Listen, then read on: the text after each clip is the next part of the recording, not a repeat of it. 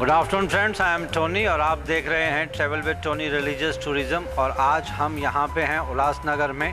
Ulhasnagar doesn't require any official introduction because पूरे India में नहीं पूरे वर्ल्ड में फेमस है। उल्लासनगर है तो बहुत ही छोटा सा टाउन, लेकिन नाम बहुत कमाया है बिकॉज ऑफ बिजनेस।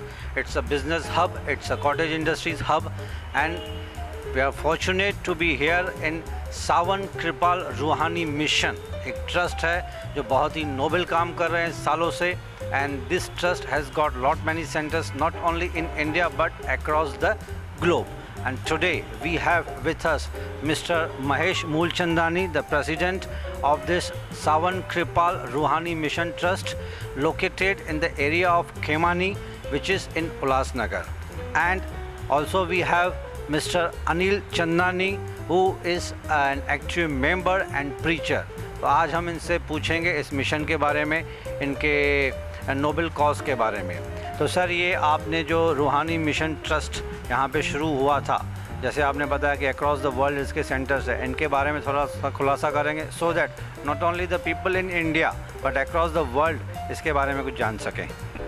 सर, ये 1951 में मिशन चालू हुआ सावन कृपाल रूहानी मिशन से।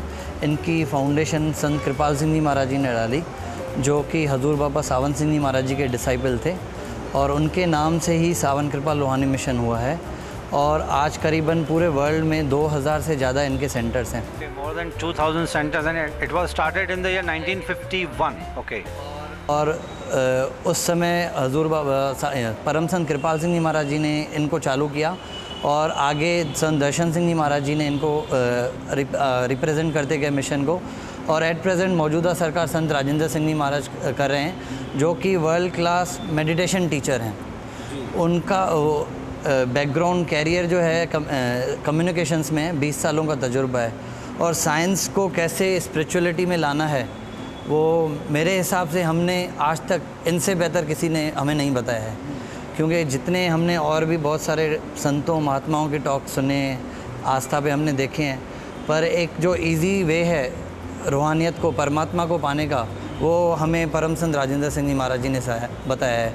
ज्योति मेडिटेशन के ज़रिए कि किसी भी धर्म का इंसान हो, किसी भी जाति का हो, वो परमात्मा को पा सकता है। उसके लिए कैसी विधि है वो बहुत सरल तरीके से इन्होंने समझाई है कि आंखें बंद करके हम किसी भी परमात्मा के नाम का जाप करके उससे मिल सकते हैं। तो आज जो भी हमारा मिशन है वो संत राजेंद्र सिंह जी महाराज जी के बदौलत है। इस मिशन में आप लोग क्या क्या सिखाते हैं? How to achieve that? आपने जैसे बोला कि आप परमात्मा को पा सकते हैं, थोड़ा ब्रीफली शॉर्ट में बता सकते हैं कि मेडिटेशन के थ्रू आप कैसे परमात्मा को पा सकेंगे? मतलब इंटरनल टर्मोइल जो हमारे दिल में, दिमाग में सारा दिन इंसानी थॉट्स जो हैं भागते रहते हैं, हम एक्चुअली मटेरियलिस्टिक अचीवमेंट्स के पीछे बहुत भागते हैं। उन मटेरियलिस्टिक अचीवमेंट्स से मोह माया जिसको हम लोग बोलते हैं, उससे निकलने के तरीका कौन सा है, आसान तरीका? सर, जैसे कि आजकल आपने सुना होगा कि बहुत सारे बड़े बड़े कंपनियों में भी मेडिटेशन पे जोर देते हैं ताकि उनकी एफिशिएंसी बढ़े। तो अगर हम दुनिया के हिसाब से ही शुरू करें कि पहले हम दुनिया में अचीव करना कुछ चाहते हैं, तो उसके लिए हमें कंसंट्रेशन चाहिए। तो इसलिए बहुत सारी कंपनीज़ ने अपने स्टाफ में थोड़ा सा सेशन रखा हुआ है मेडिटेशन का, कि आप वहाँ पर बैठकर आप अपना पोटेंशियल और बढ़ा सकते हैं। तो जब हम दुनिया के काम में पोटेंशियल बढ़ाकर दुनिया में तरक्की कर सकते हैं, तो उसको हमें सिर्फ थोड़ा डाइवर्ट करना है परमात्मा की ओर। और जैसे कि आपने कहा कि इतना मटेरियलिस्टिक वर्ल्ड है, प्रेशर है, ये है वो है, वो आपकी बात सही है। आज क्योंकि जो है रेस लगी पड़ी है, सबको पैसा कमाना है, नाम कमाना है, ये कमाना है, लेकिन हमें ये देखना चाहिए कि ये सब टेम्पररी पीरियड है। 10 साल, 50 साल, 60 साल, इससे ज़्यादा मेरे ख्याल से आप मान भी लीजिए तो 75 ईयर्स, इससे ज़्यादा एज नहीं है। उसके बाद क्या? पैसा भी यहीं रह जाएगा, नाम शोहरत भी यहीं रह जाएगी, हमारे साथ जाने वाला क्या है? केवल परमात्मा का नाम। तो हमें इन महापुरुषों ने, संत राजेंद्र सिंह जी महाराज जी ने एक रास्ता बताया है कि हम दुनिया के काम भी करें और साथ साथ परमार्थ के रास्ते पे भी चलें, ताकि जो दुनिया में भी ऐसे ना हो कि हम घर बार छोड़ के सीधा जंगलों की राह लें। हमें वो भी रिस्पॉन्सिबिलिटीज़ निभानी है और साथ साथ परमात्मा के मार्ग पे भी चलना है। उसके लिए उन्होंने हमें कुछ टिप्स दिए हैं, जैसे एथिकल वर्चूज़ हैं कि भाई सदाचारी जीवन। हम सबको पता है झूठ नहीं बोलना चाहिए, लेकिन हम आए दिन झूठ बोलते रहते हैं। हम सबको पता है क्रोध नहीं करना चाहिए, लेकिन जब भी कोई ऐसी सिचुएशन आ जाती है हम क्रोध कर लेते हैं, कंट्रोल करना मुश्किल हो जाता है। तो हमें इन्हीं बातों को सिर्फ अपने जीवन में डालना है कि आहिस्ते आहिस्ते हम कम करें। जैसे कि कहा गया है philosopher, Rome was not built in one day, कि एक दिन में तो पूरा रोम नहीं बना था, उसको बनाने में कई साल लगे थे। और हम भी कई हज़ारों सालों से परमात्मा से बिछड़े हुए हैं, और अगर हम चाहें कि हम इस 10 साल 15 साल या 50 साल के जीवन में उनसे मिलें तो ये पॉसिबल नहीं है। उसके लिए हमें भी एफ़र्ट्स करने हैं। तो जो पॉजिटिव वर्चूज़ हैं, एथिकल वर्चूज़ हैं, वो अपने जीवन में डालने हैं। और ज़्यादा से ज़्यादा समय अगर हम दे पाएँ मेडिटेशन पर, तो फिर अंतर इनर ब्लिस जो है वो खुद ब खुद हमें महसूस होगा। इनर वॉइस कहें, इनर ब्लिस कहें, आंतरिक खुशी कहें। आपने अभी 2-3 बार ये एथिकल वर्चूज़ वर्ड यूज़ किया, कैन यू एलॉबरेट, थोड़ा सा और डिटेल बता सकते हैं what exactly you mean by ethical virtues?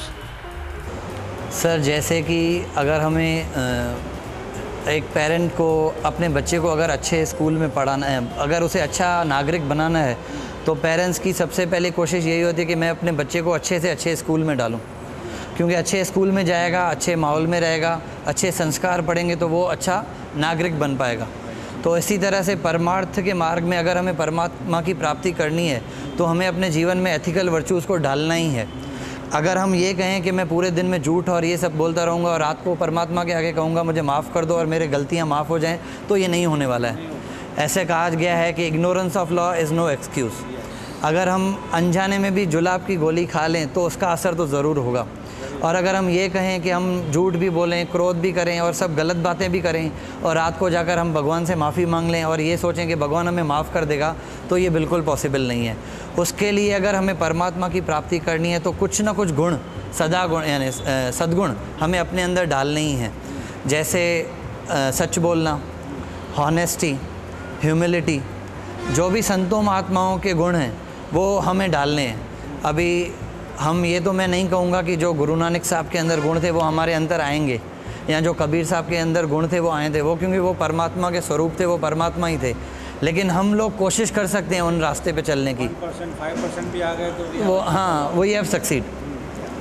क्योंकि ये रास्ता जो है वो बहुत कठिन है लेकिन इम्पॉसिबल नहीं है। क्योंकि जैसे कबीर साहब ने इस परमात्मा को ह्यूमन बॉडी में ही पाया है, गुरु नानक साहब ने भी ह्यूमन बॉडी में ही पाया है। हमारे मौजूदा सरकार संत राजेंद्र सिंह जी महाराज हुए हैं, परम संत कृपाल सिंह जी महाराज जी हुए हैं। यहाँ अगर आप हिस्ट्री को भी ले लीजिए, पीछे संत नामदेव, दादू साहब, जो भी पुराने सब संत हैं, उन्होंने भी मानव अवतार लेके ही परमात्मा को पाया है। तो वो इसलिए है कि हमारे लिए ही वो हुआ है।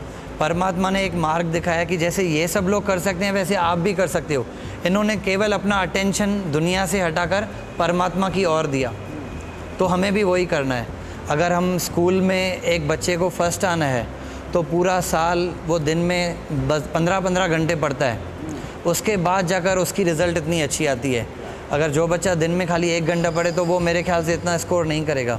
तो अगर हम भी दिन में 24 घंटों में से 23 घंटे झूठ बोलें, दूसरों का हक मारें या गलत बातें कहें और उसके बाद 1 घंटा केवल परमात्मा के लिए दें और हम ये सोचें कि परमात्मा हमें मिल जाएगा, तो ये पॉसिबल नहीं है। उतने एफर्ट्स हमें भी डालने हैं परमात्मा को पाने के लिए।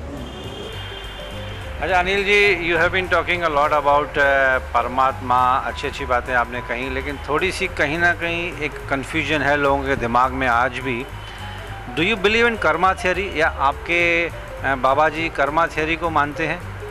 इस मिशन में कर्मा थियरी के बारे में कुछ सिखाया जाता है। अच्छा करोगे तो अच्छा फल मिलेगा, बुरा करे तो बुरा फल मिलेगा, लेकिन ये फल इसी जन्म में मिलेगा या कैरी फॉरवर्ड होता है?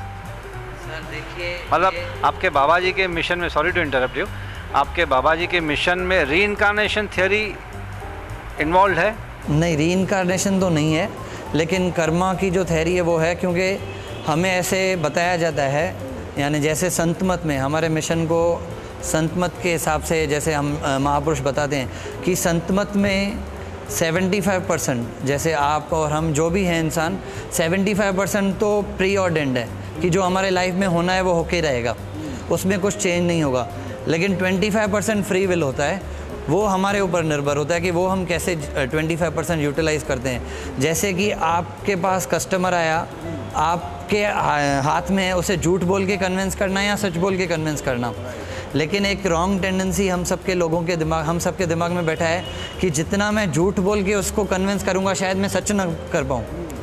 तो नेगेटिव जो आदतें हैं ना वो कुछ ज़्यादा पड़ी हुई हैं। तो वो जो हाँ, तो 25% में वो सब बातें आती हैं, कहाँ पर हमें झूठ बोलना है, कहाँ पर हमें सच